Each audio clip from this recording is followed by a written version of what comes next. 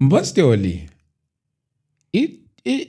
kuye kwaba nemibono eminingi about umdanso okuthiwa iThomoyi.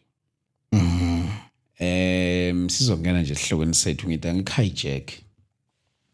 iThomoyi ngibone kakhulu ngathi kuye kwaba nokudemonizwa. Ngingazi ke phela noma mhlambe ngoba kodwa ngikwazi ngiyazi ukuthi akusiyinto enje into endala but ngingazi indlela eshawa ngayo manje iyafana nendlela ebishawa ngayo kudala.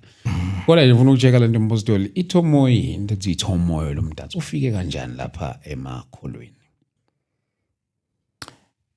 Ukuthi ufike kanjani ngawubona usufikile nje mina Mbostoli. Engingakusho ngawo engakutshelwa mina embonweni. Mina ngawutshengiswa. Okay. Ngakawubona kwelilodwa ibandla lento ukuthi sikho. Serious? Ngayitshengiswa embonweni.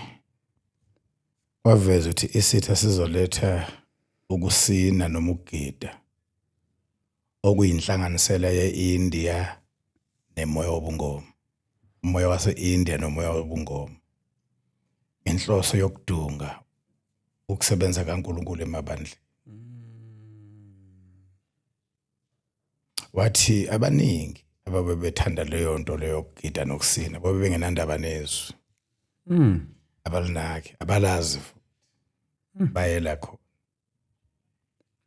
Kwadlula isikhashana impela zinyanga. Ngiyayibona isikhona, ngayibona ngimenywa koMaritzburg, ngayibona kwezinye indawo ngayithola iningi impela singena.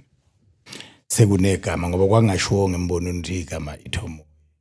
Ngiyabona sekunaleli gama leThomoyi. Kuyikho ngempela.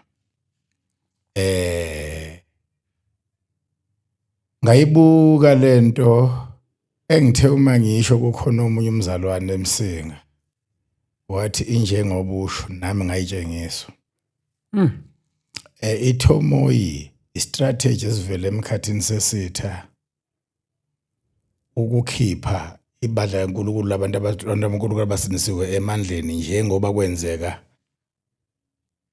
ngelinye lamabandla. Khona ibandla ebele lokuqala la eSouth Africa ukuba abantu bakamoya. Okay. Kodwa emphasis ugcizelelo lwegama lithi ukusindiswa bengenalo emlonyeni wabo. Kodwa beyabantu bakamoya. Uyazi bakhishwa kanjani? Bakhishwa ngokusubstitute kwezinto kaNkulunkulu ufakwe ezinye ezifana nazo. Lagcina selikwazi ukuthi lithatha umuntu oyisangoma lithi akeze esontweni bazokushintsha lobu bungoma busebenza ngokukholwa. Inkathi ileli bandla lithunjwa elalihamba ngomoya kuphela izwi lingalinakile. Kwafakwa izinto zobungoma zonke kwangathi into kamoya.